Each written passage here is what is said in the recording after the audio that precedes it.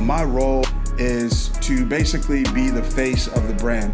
So any lifestyle content that you see online, through our social, through our website, any new products that we launch, those are some of the things that my team is responsible for. And also creating the right brand alignments.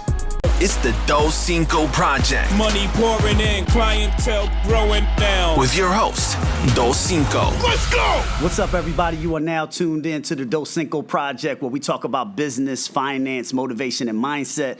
I have a very special guest with us today. I'm very excited. I'm here in California. I'm with the man, the myth, the legend. He is the director of brand marketing at Ethica, one of the top underwear and apparel companies in the country. He is a sales connoisseur, LA native, and overall polo wearing, quote unquote, swag master. He was born and raised in LA, created a life for himself, and built it from the ground up. As a kid, he wanted to create wealth and income for his family. Unfortunately, those ambitions led to a life of hustling and gangbanging on the streets of California. He later utilized those skills he obtained on the streets to flip his lifestyle to a legitimate sales and customer service representative in the apparel industry. He now leads a team of 10 staff in branding at Ethika, a brand that is connected to many notable celebrities and music artists in hip-hop. He never forgets where he came from and always reflects from his upbringing to motivate him and to continue to strive for success. Please welcome Darius Delicious Burtons. Now, before we begin this interview, my brother, where you get this name Delicious from? Bro, I never called the man Delicious in my life. First off, I don't even know if I can follow that up. That introduction was one of a kind. I appreciate that. Thank you so much. Yeah, man. When I was a little youngster, that used to be my way to kickstart the, talking to girls. So I would tell them, walk up like, hey, what's up? How are you? What's your name? They tell me their name, like, oh, I'm Delicious. And immediately they're like, what? Like, what the hell? So, that was my way of trying to kick game. But, that was back in the day. It's stuck, though. Yeah, it's stuck. Exactly. That's awesome. Well, listen, I want to, because I know you're definitely pressed for time because, you're a busy man. Describe your role. Describe your role as director of brand marketing for Ethica, and how long have you been with the company? So I've been with the company for about 5 years now. Okay. My role currently is to basically be the face of the brand. So any lifestyle content that you see online, through our social, through our website, any new products that we launch, those are some of the things that my team is responsible for, and also creating the right brand alignments. Gotcha. So, we consider ourselves now to be, a premium brand. We've always held ourselves to that standard. So we always want to align with premium brands. Gotcha. So we want to be considered in the same conversation as a Nike or, a Red Bull, one of those household names with premium values. So that's kind of, my role in a nutshell. Gotcha. Especially within the past few years, I've been seeing this name. I've been seeing the underwear everywhere. So you guys have been doing a great job as far as brand awareness. Appreciate that. How were you able to increase that brand awareness, especially during this time, and taking it to the mainstream? Well, with us, it's always been about never sacrificing our integrity. And that's one of the things that a lot of brands forget to do. Like, they want to just pop so fast. Like, people got to understand that Ethica's been around for almost 12 years now. So we didn't get that success overnight. We stayed true to our values and continued to build and just trust in the process that was set forth. One of the guys behind it is our CEO. His name is Matt Cook, and his mind thinks like nobody I've ever been around. Like, he sees things like so far in advance, shit you wouldn't even think about. He's already saw the details. So, he put a strategy in place, and, he told us, do this and do that, and this is where we're going to end up. And, I to this day, I'm still amazed at, how we were able to gain that momentum in the marketplace and hang on to it. And I think, people see, how they say in the streets, like, real recognize real. Yep. And that's kind of how we are. We lead by example. We don't follow anybody else. And we do what we think is cool, what we think is right, and we go with it. you have made it very cool to buy underwear. I will say that. Honestly, you Yo. go in and you're willing to pay the $28, $30 for the package. No lie. So when I first started, and I worked with apparel companies before.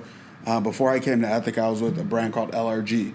So I don't know if you remember LRG. I remember that, yep. LRG back in the day. The founder passed away early on, right? Like at my 32 guy, years Jonas. old. Yeah. Yep. Jonas, R.I.P. So LRG was a household name. I mean, LRG was sold everywhere. Like, you couldn't go into a store and there wasn't LRG there. So, we had success there, and I was young at the time, so that success was, like, very fast. It happened fast. And so when that started to decline, I got presented with this opportunity. It was like, yo, you should come over here. Like, this is the next wave. And I'm thinking to myself, like, man, selling underwear? Like, how the hell, like, how are you going to make a living selling underwear? Like, how many underwear are people really buying? And it's like, nah, this isn't just underwear. Like, it's different. And so I had to change my mindset, when I came here to get out of that, it's just underwear. Because I tell everybody now, every day, we don't sell underwear. We sell a lifestyle, and we happen to make some of the best underwear. So once I got over that hump, it was like, yo, I'm selling a lifestyle. Right. And then once I started to see how people believed in the lifestyle and they wanted to be a part of it, and I was like, damn, this isn't bad. So, things got better, started in sales and then just worked my way up continuously. And, here I am now, wow. The director of, a team. So that's how you started? You started in sales? Yes. In Ethica, and then you just worked your way up? Absolutely. Okay. So, I mean, my apparel, like, industry, it goes back. So I love to tell this story because, like, it makes me proud of, like, what I've become. When I started this, I was about 22 years old. I just had my son. And so, I figured it was time for me to start doing things the right way. One of my buddies, he actually worked at LRG at the time. He hit me up and he's like, yo, we're having a sample sale. I think it was somewhere in La Mirada. And he's like, yo, would you be down to come and, like, just help out at the sample sale? Like, they'll pay you and they'll probably give you some gear. Right. And I'm like, oh, I ain't got nothing. Like, let's do it. So at the sample sale, they had all these applications laid out for, like, different parts of the company. And at the time, like, I'd never been in, apparel or fashion or anything. But I was like, man, I need a job. So literally, I went through and filled out every application for every position. I mean, they were even hiring for fucking production. Wow. Or, like, I didn't even know what that was. Right. So I'm like, fuck it, I'm gonna just fill it out. Like, what's the worst they can say? No. Exactly. And I'm still in the same situation I'm in now, so I'm gonna go for it. So literally, I filled out an application for every position, all the way down to, like, they were looking for, like, CFO or something like that. So wow. I even filled out an application for that. So I guess when they got back to the office, they were going through it and they're like, yo, who is this kid Darius? Like, he literally filled out an application for every position. And they're like, yo, we got to get this dude in here. So, you stood out of the pile because they saw your name repetitively. Yeah, so my boy hit me and he's like, yo, did you fill out? And I'm like, yeah, bro. So he's like, well, they want you to work here. And I'm like, okay, dope. So I'm thinking, maybe I get a job, like, doing something like what he's doing. And so when they hit me, they're like, you're going to start in the warehouse making boxes. Oh, wow. And I'm like, okay, like, cool, I could do that. In my head, I'm thinking I'm going to make a couple boxes, pack a couple orders, ship some shit out. No. At LRG, when you first get hired, your first 2 weeks on the job, you don't touch no product. You sit on a loft with a tape gun and, like, flat lay boxes, and you build boxes for 8 hours a day. Wow. And it was low key, like, I call it, like, hazing kind of. Initiation, like they wanted to see, like, who had the heart to, like, be a part of this team, because at the time LRG was the spot. It was. So yeah, man, 8 hours a day I would sit there and make boxes, and I didn't complain. Like, they were paying me. I got to sit down, and all I did was build these boxes, fold them up, stack them as high as I could, and, like, get them ready for people to ship product. And then one day they were transitioning their system to go into, like, a new system, but they wanted to make sure that the information they were transferring over was accurate. So they were like, yo, like, anybody, like, comfortable on the phone. And me, like, I'm good with talking to people. So I'm like, yeah, I got it. So they bring me inside and they give me a stack like this big. And I go through, call every person on the list. And it was me and one other guy. And he had his was bigger than mine. Okay. So after a day, he like, man, I can't do this shit. Like, this is dumb. He's like, I'm about to go get this back. So I'm like, no. Give me the book. Like, I'll do yours. Like, if you want to go back, like, I'll do yours. So I had his book and I had mine. So I was in there for probably 4 weeks, just calling people on the phone, like verifying their information. So I walk in, I speak to everybody. So I kind of like got familiarity with what they were doing inside the office. Right. And so I'm like, damn, like I'm thinking to myself, like, how can I finesse this into like me not going back into the warehouse? And I remember the sales manager hit me up and he's like, yo, we're going to start a customer service team. Like, you good on the phone, you want to be a part of it. And I'm like, hell yeah. Like, that mean I don't got to go back in the warehouse and make boxes? And he like, yeah, you good. So I did that, did customer service. And then I started learning, like, how these dudes, like, ran their sales. And then I got good with one of the sales reps. His name is Robert Ela. They call him Player. Okay. And he was the one that kind of showed me some of the tips on, like, how to do sales, like, you know, merchandise sales and stuff like that on the wholesale side. He kind of, like, took me under his wing. And so, you know, from there I became an in-house sales rep. And then from an in-house sales rep, then I became an outside sales rep. And that's when you start making real money. You start making like real commissions. They give you a territory and things like that? Okay. So I had the West Coast and Hawaii. Oh, wow. So I started to, you know, run those, and it was good, man, for a while. And then, you know, once Jonas passed, like things started to kind of like take a turn, because he was the creative mind for like everything that moved in that building. Wow. Like we had a bunch of people that could execute, but Jonas was the guy who kept reinventing like new things. Yeah, the visionary. So, you know, once he passed, you know, kind of like started going down, and then after that it was just kind of like, damn, like, well, what's next? Right. Because this is all I know. I was there for damn near 10 years. Wow. So that was all I knew, you know. So excuse me. So one of my buddies that I work with there, he came to Ethica first. And then he hit me up and he's like, yo, they're looking for reps. Like, are you down? And I'm like, bro, like, how much money are we really going to make selling fucking underwear? And he's like, I don't know, but it seems like they got, like, the sauce. And I'm like, man, like, this is basically like me starting my career all over. Like, I went from making money, getting these commission checks, you know, spending a little, like having, you know, a couple dollars to do some things with. Yep. And now it's like, damn, I'm about to have to start from ground zero. And he's like, yeah, we gonna have to cold call and do X, Y, and Z. And I'm like, bruh. Like, and this is like 5-6 years of the company actually, you know, being yes, around, right? Yes. Okay. But it wasn't, like, they didn't really have anybody to drive the business. So, you know, for us, it was just basically, it was like starting over. So I remember when I first got here, and I'm like, damn, like, this is crazy. So I'm cold calling. You know, I got a bunch of connects that I made from my years at LRG. So I got a bunch of dudes I could just pick up the phone who will fuck with me just based off, you know, the relationship that I already have with them. Right. So, like, all right, we'll try it. So, you know, being here my first 30 days, I think I opened up like 34 accounts or something like that. Wow. And so for Ethica, that was numbers. Okay. Because we weren't there yet. So they kind of like, damn, like, all right, like, dude's a hustler, like, let's get at it. So, you know, things kept going, and then we started getting bigger and bigger. And I remember calling people like, hey, man, you know, this is Darius from the brand Ethica. Like, oh, what do you guys sell? Oh, we sell underwear. Oh, I can't sell underwear. Click, hang up on you. Wow. And so every day, so it was like, you know, I had a little counter on my desk where I had to start counting my wins. Okay. Because you take so many L's, you start to get defeated. Absolutely. So anytime I got somebody that was like, yeah, like, I got you, you know, because relationships that I built, that's only so far. You still have to expand. So, you know, cold calling, and, like, you know, every time I got a yes, I'm marking that down.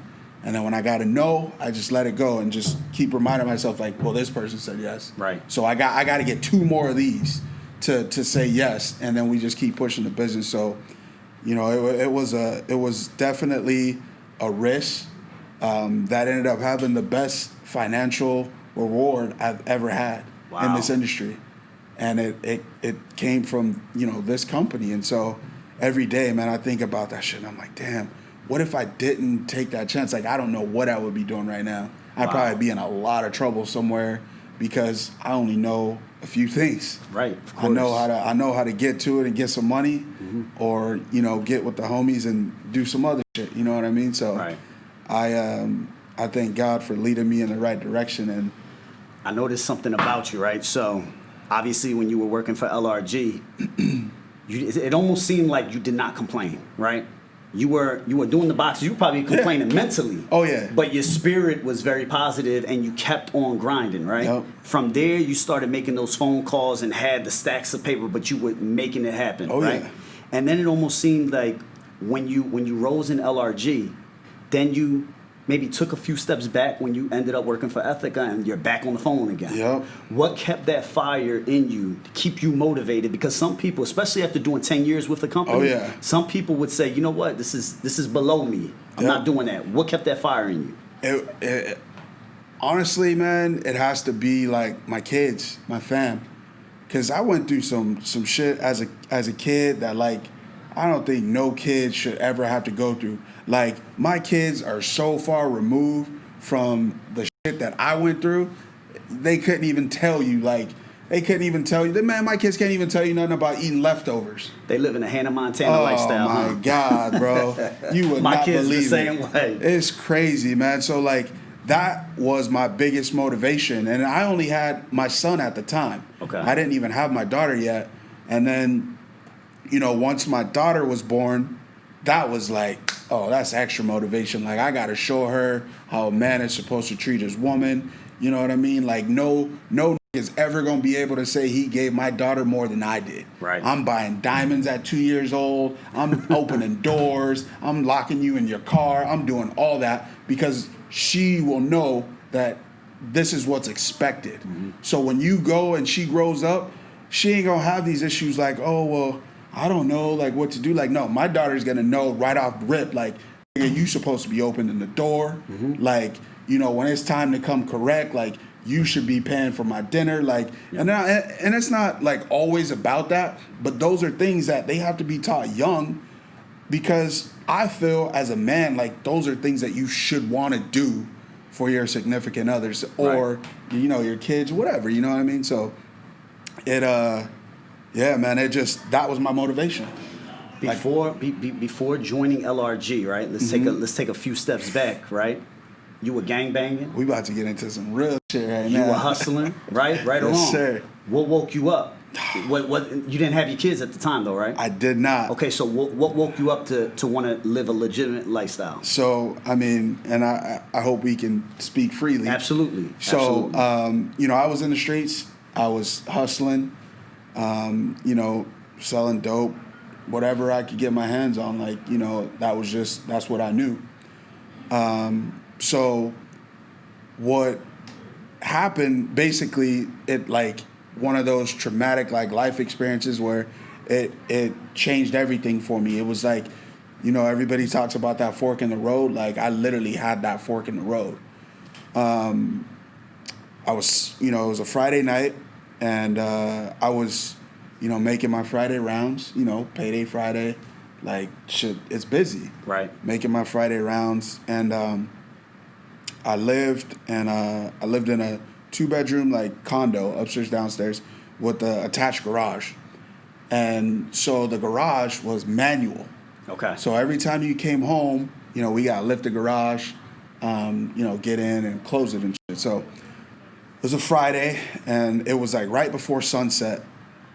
And I got home and I get out, I lift the garage and I go, I was on the phone and I'm like, yo, like, let me hit you back.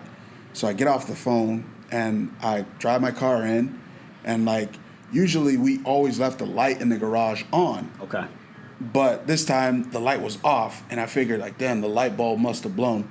So I get out my car, I close the garage and then I just hear like, and so I'm like, what the fuck? So I like was so shook, like I didn't even know what to do. we had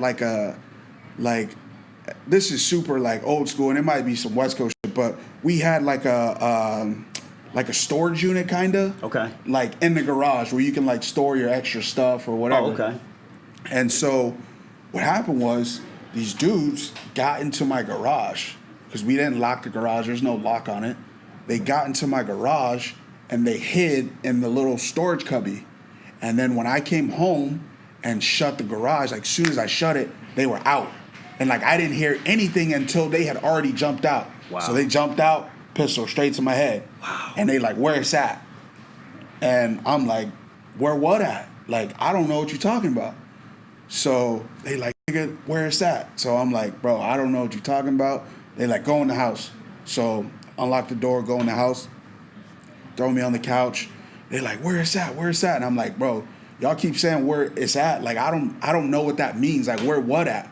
So I'm playing dumb. Like, I know why they're there. Right, of course. And so they tell me, there's two of them. One of the dudes is like, man, give me the burner. I'm about to smoke this nigga. So I'm like, damn. Like, right then, I'm like, I'm about to die on the couch over a couple bands, you know what I mean? So the dude gets the gun, and, you know, he pretends like it jams or whatever, and he smacked me with the gun. And so he like, where's that? I'm like, bro, I don't know what y'all came here for, but if you want somebody here, you're going to have to find it, and you're going to have to, like, get on. So they rummaged through the whole crib, like, tearing everything up, you know, took, you know, everything that I had there, you know, laptops, all kinds of shit. And then they booked it out the front door. So I'm just sitting there, house a mess. I can't call the police. Right. Like, exactly. what am I going to say? Like, oh, these niggas just robbed the dope man? Like, I can't do that. Right. So I'm just sitting there, and I'm like, damn, man. And I'm, you know, looking around. And mind you, like, this is the same shit that, like, my pops is doing. You know what I mean? My dad's been in jail more of my life than he's been out. So it's a generational thing, you Exactly. feel? Okay. And so that was my wake-up call where it's like, yo, like, it's up to me now to break this curse. Like, and it's basically from my uncles to my dad. Like, this is all they know. And this now I'm in it because that's all I saw. Right. That's what I saw growing up. So, like, if that's what I saw growing up, like, of course, I'm going to be a part of it. So literally, like, sitting in that apartment, and I had that fork in the road, and I'm like, I gotta do better. Like, I'm smarter than this. Like, I'm wasting my time with this shit and, like, putting myself at risk and in jeopardy, you know, and there's only a few things that's gonna come out of it. Like, I could be like my dad, I could be in jail, or I'm gonna die. So that was the point where I was like, yo, I gotta switch this shit up. Like, I can't keep going the way that I'm going. So that ultimately led to me wanting to do something different. And I mean, don't get it twisted. That shit was hard. I believe it. Especially when that money's coming in very easy. $5,000 on a Friday night, like, that's hard to walk away from. And you're doing it consistently. Like, you know, every week you make 5-10 bands a week. Like, to go and then do something that's probably going to pay you a third of that, if you're lucky. Probably got to work about 4 or 5 months just to get the 10 bands. Exactly. So, you know, it was definitely a hard decision, but I was like, man, I got to do it. So the next day I got out of that apartment. I just left. Oh, wow. I had a little bit of bread, paid to break the lease, and got out of there, moved.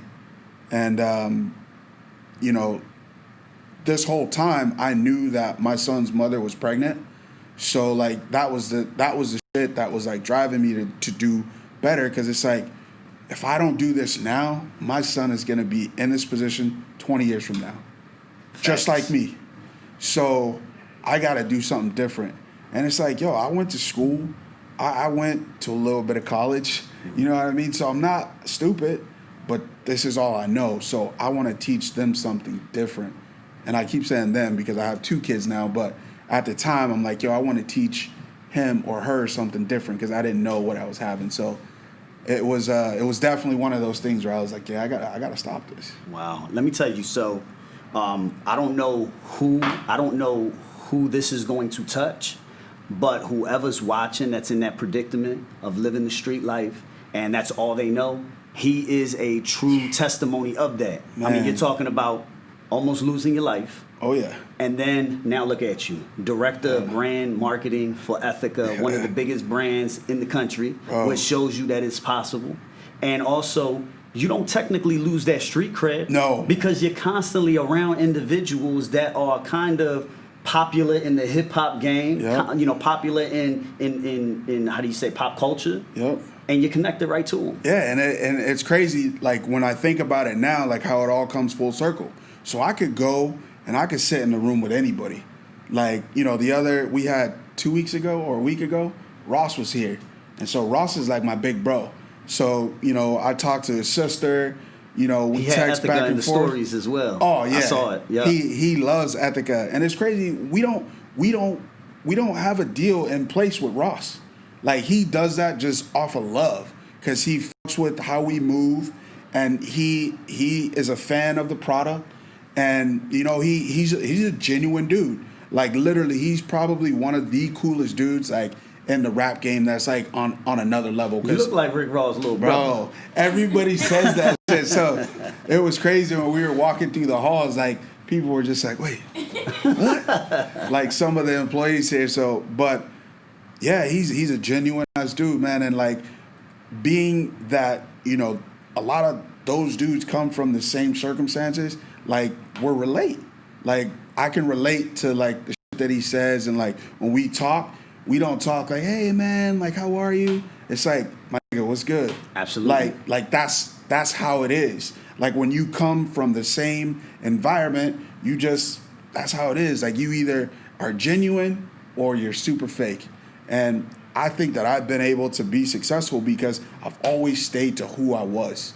Like, I never compromised my integrity for $1, for nothing. Like, stay who you are, stay genuine, and just stay focused on what it is that you want to do, because that's what's going to get you there. Like, if you try and pretend like you're this person, it ain't ever going to work out for you, ever. So true. So true. I just try and stay focused and be who I am. But yeah, like, with this whole Ethika thing, like, I'm in rooms with, like I said, people like Ross, and you got Meek, and, basketball athletes, John Wall, like, Darren Collison, like, all these dudes are like, those are bros. Right. Like, and my thing too now is, especially with, the youth that's coming up, like, a lot of these kids, they come from the same thing. And when they know they can, like, talk to somebody that's been there and understands, then you can give advice on how to help them. And so I've been, like, trying to do that a lot lately, because I got, a lot of little bros that go to Kentucky, and they're all basketball players, like University of Kentucky. And I talk to them all the time and just be like, "Yo, just stay focused, like, keep grinding, and good things will come." Like, you don't got to be looking at all these videos and be like, "Oh, I got to have 10 bands in my pocket and I need the freshest whip." Like, you don't got to do all that. Just stay focused, stay to who you are, and just be comfortable in your own skin. And so I think especially with the kids, when a lot of people, or when the kids understand that and they're being taught that at home, they just turn out to be better individuals. And like I said, my kids, man, they don't even know. They, like, if I told them some of the stories, like, they would be like, "No, like, not my dad." Right. Like, so, it's a good thing. But don't get it twisted. Like, don't let the polo fool you. Like, I'm still out the here. Swag master. You know what I mean? So that's awesome. So I know you mentioned Rick Ross. I also know that you mentioned Meek Mill, and a few other celebrities. Who do you look for as far as celebrities are concerned, as far as who is right to partner with regards to the brand? I think when it comes to, like, brand partnerships, we don't base it on your celebrity. Like, here, we fuck with people that we want to fuck with that are real. Like, it don't matter if you got 3 million followers on Instagram, because chances are you're promoting for money or you're doing something, whatever. We want to fuck with the dude that's down in the trenches. Like, "Yo, you wanna do a deal with us? Can we put a couple bucks in your pocket?" So those are the kind of people that, like, intrigue us as, like, brand, real. They know who they are, and they're not trying to be anything else. Like, those are the people that we want to collab with and that we want to work with, because everybody has a story. And so some of the people that are at the top of the game, they may have really interesting stories, but then there's someone down here that's kind of on the cusp of like being that major artist or that major athlete. Those are the people we want to work with and kind of like see before they get to that top, and like kind of, you know, groom them and help them like avoid some of the pitfalls in the industry and stuff like that. So Gotcha. we don't really choose based on celebrity, like, oh, you know, this is, you know, I'm so and so I should get a collab. Right, We of turn them course. shits down all day long. Gotcha. And we choose who we want to work with, and that's just a part of us sticking to our roots and Makes being sense. who we want to be and not following everybody else. That makes sense. So, you know, the Doscinco Project will be a big thing one day. Yes. So I will look Yes. forward to connecting with you one Hey, day on man. the Ethica partner. Hey, you got that all day. You got that all day. Listen, quick question. What books have you read or what books have you listened to that have maybe attributed to your success in business? To be honest, I'm not a big reader. Okay. I do read occasionally, and the last book I read, was How to Swim with the Sharks Without Getting Eaten Alive. Oh, wow. Okay. And that was like a sales-based book, pretty much, where it teaches you how to avoid the pitfalls of, like, you know, your everyday sales, how to, you know, retain customers versus getting a customer. Like, it breaks down all kinds of shit, just like on the level of like just becoming a master of your craft, as far as like it goes with sales. Okay. So a lot of things, you know, you pick up from just experience too. But that was the last book I read. I mean, and if I'm reading now, it's on a second grade level with my daughter, right before bedtime or something like that, you know. But it makes sense. And you know what? A lot of times, you know, especially certain successful people, they sometimes they're not gravitating towards books. Sometimes it may be a podcast. Sometimes it may be a, you know, something on YouTube, or better yet, a mentor that they've connected with that sparks something in them that allowed them to change that trajectory within their life or allow them to succeed. So big facts. Yeah, makes a whole lot of sense. Yeah. Now, I've been asking all of my guests this. What's your morning routine? You know what? For me, it varies. Okay. To be honest, like, I'm not really a routine-based kind of dude. Okay. Like, some mornings I'm up at 6 o'clock, and there's other mornings where I'll snooze till 8:10. You know what I mean? So it all depends, but you know, it's normal, just like anybody else. I get up, you know, go make sure, you know, the kids got breakfast.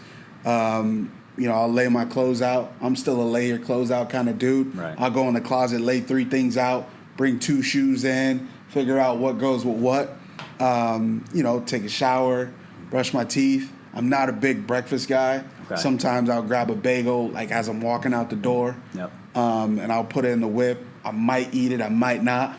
So, like, I don't really do, you know, the breakfast thing too much. But, you know, I got the normal routine. Get up, brush my teeth, take a shower, get dressed, smell good, you know. You always got to smell Oh, good. always. Absolutely. Especially when you're a big dude, like, you got to make sure, like, all your shit is on point. Like, hair, you know, my beard. Like, I'm putting oils, I shampoo and condition my shit Right. every day. Like, you know, I'm using lotions and the right deodorant, you know, the right colognes that go with the chemistry. Like, so, you know, ladies. A lot of people don't realize that. Bro. That cologne, especially when it connects to your chemistry within your body, you get a certain smell. Yo, A lot of people don't realize that. That's my number one thing is, like, you gotta have the right cologne to complement your chemistry.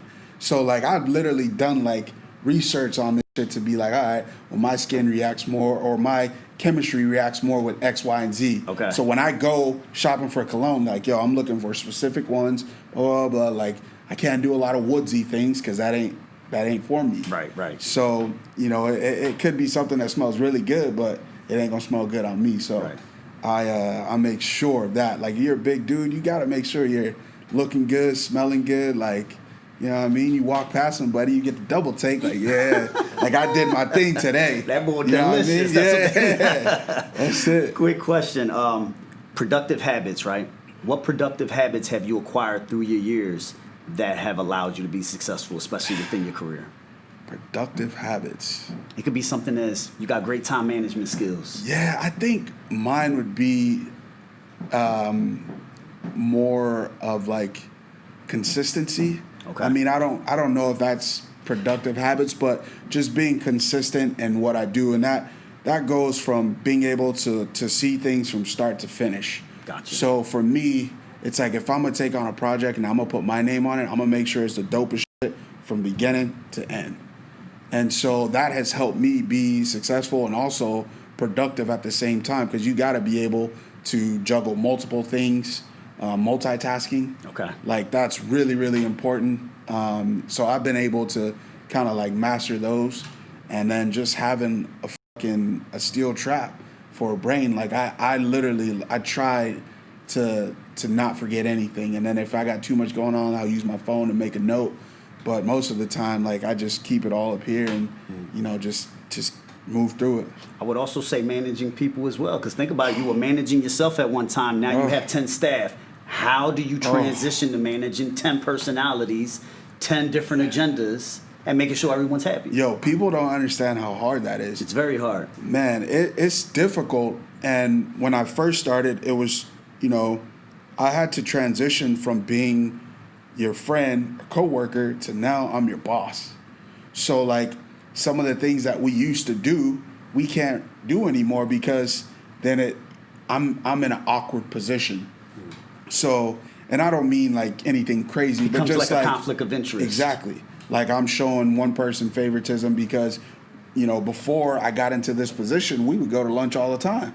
And now that I'm here, like if we go to lunch all the time, then it's like, damn, like why are they always together? Like what's up with that? Like, you know what I mean? So it's balancing that, and then just kind of learning everybody on your team and learning like how they tick and how they move is very important, because I mean, like you said, it's 10 different people, 10 different personalities, 10 different ways of working, thinking, but somehow, having the respect for each other is basically what helps you to just stay together as a team. Gotcha. That makes sense. What's your 3 to 5 year plan? My 3-year plan, I plan to be the CEO of Ethica. Nice. I mean, no cap. Like, we got a bunch of different like business avenues that we're gonna take, and branch through the Ethica name. Okay. So I know off camera we were talking. We have a music studio here. Yep. We have our own label called Ethica Music. Oh, nice. So our CEO went out and found 9 of artists that might not have been on anybody's radar, and he's basically transitioned them into be like a mainstream artist. Wow. So he's working hands-on with those guys. So he's more on the Ethica music side. So it's like there's somebody that's got to run this Ethica branch, the Ethica apparel branch. So I look at it as like I've come this far, so why stop now? Right. Like I just got to keep going, keep grinding, and one day, 2-3 years from now, maybe I do get that CEO position. It's like, yo, you've been here, you've been loyal, you've been working, let's get it. And I'm gonna focus on this music. You know what I mean? So those are the kind of things that go through my mind when I think of like 3 and 5 year plans, because like I said, going back to what we were talking about before, consistency. So I want to show my kids too, like, you don't need to go from job to job to job.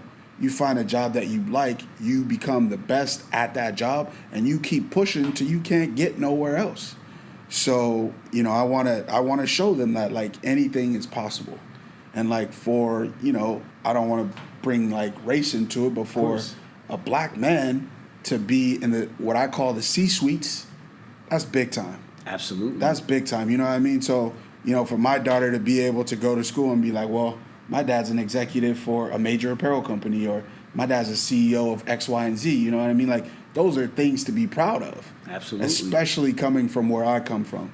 So I hope that my 3 to 5 year plan is still here with Ethica, just in a different position, a different role. Let me tell you, you're doing a great job. I see it in you with regards to the way you talk about your family. Appreciate it. And then just your overall your forward thinking mentality, which is huge. I think this is my last question for you, but if you can speak to your 20-year-old self, all right, vision that kid right there. Man, the advice you would give him that would change the trajectory within his life. You're looking at your 20-year-old self. That's deep. So, I mean, my 20-year-old self, I would just say, you know, not all money is good money. Fast money is great, but it's not the thing for you. You're smarter than that. You've seen what happened to the people that stayed on that path in your life. And you need to be better, not only for them, but for yourself. And to show others that there is a way out of the streets. You don't got to stay in the streets and live in the streets. There's other avenues of getting money, good money, and just stay true to who you are. Like, don't try and be anybody that you're not. Like, this street shit wasn't for you. It's not for you. So just do the right thing. Absolutely. And I'd probably say stay in college too. That was that's one of my biggest regrets. Gotcha. Is I didn't stay in college. I had a scholarship to UNLV straight out of high school, and I went for 6 weeks. Okay. Got homesick, and I was like, I'm coming back home.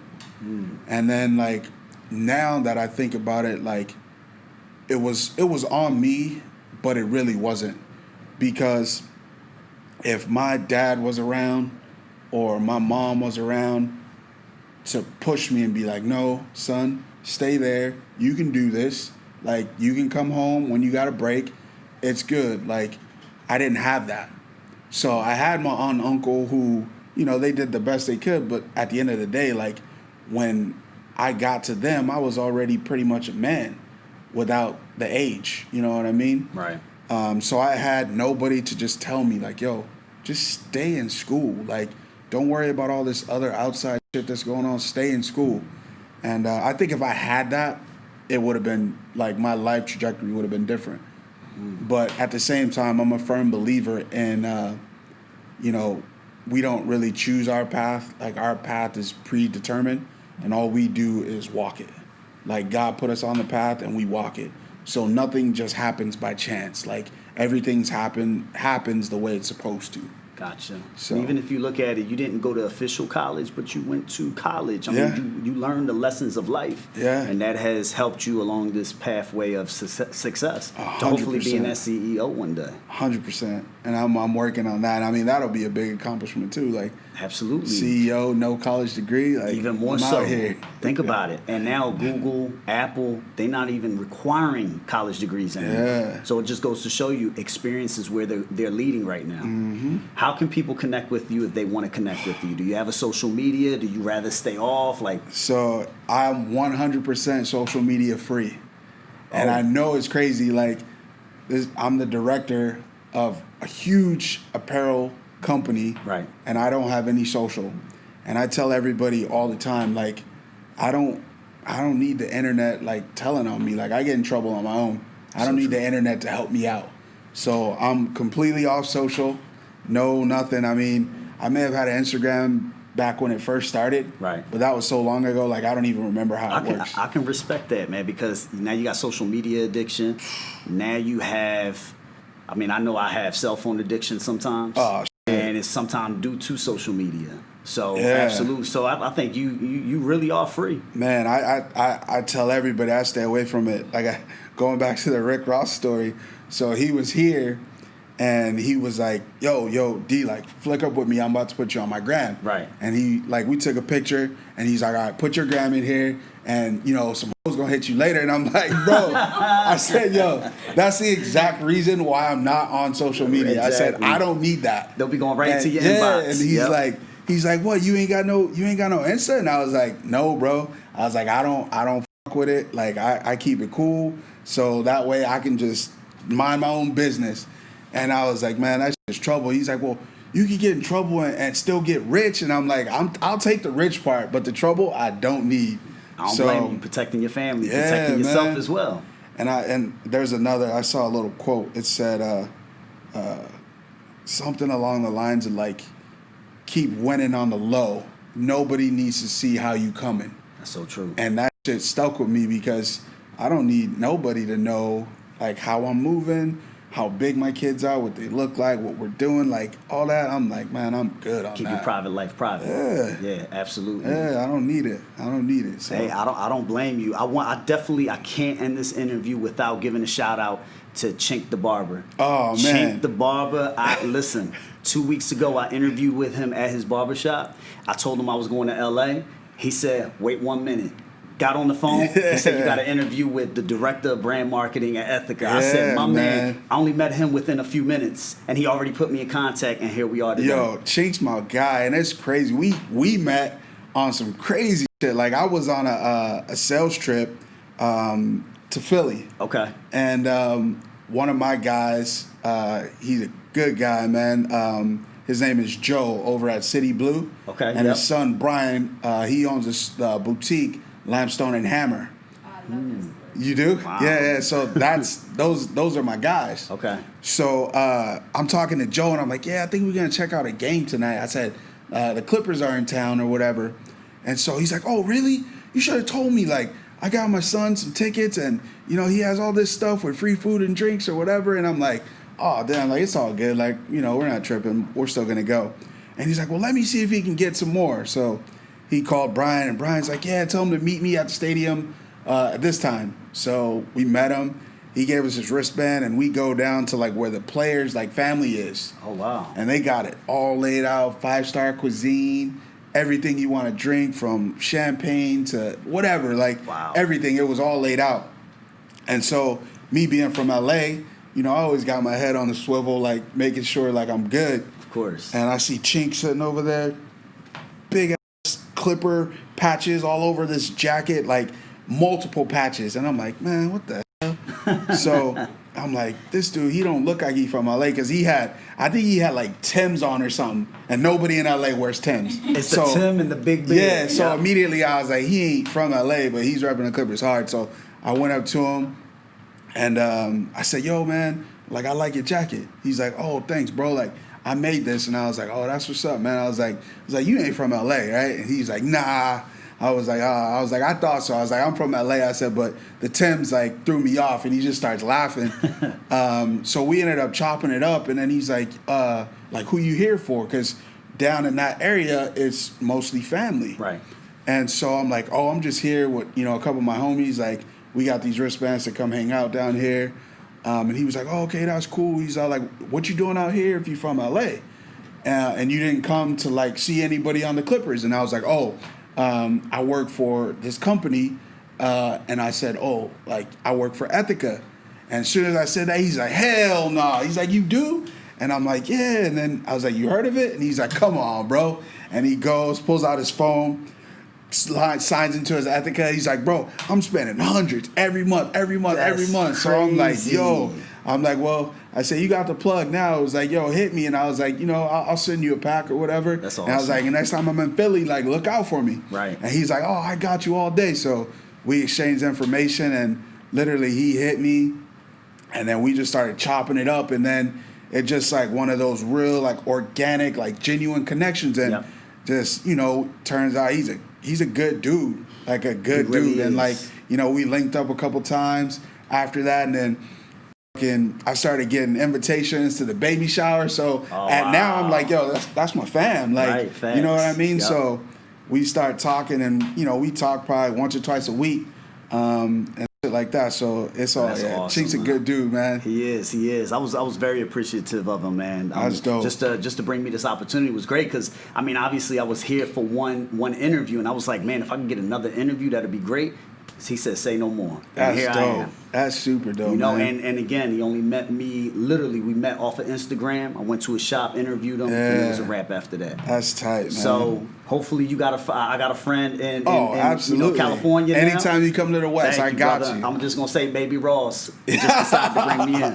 I got you for sure. Listen, Darius, I appreciate this interview, man. You have truly been an inspiration, and I hope that whatever, this story goes out and it sparks something in, one of the youth or even an adult to change their life, to say, hey, this is possible. You can come from the streets. You can come from being a hustler to actually doing something credible incredible in your life and actually making an impact in an extreme big, Man, way. the pleasure's all Thank you, mine. man. I appreciate you taking out the time to come through to the HQ and do this podcast.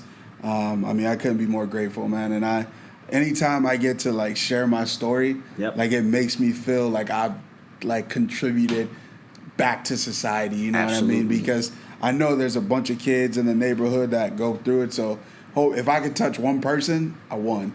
That's you know awesome, what I mean? man. So I appreciate it, bro. Thank you, man. So make sure you guys follow the Doscinco Project. It's a wrap, y'all. Be safe. Hey.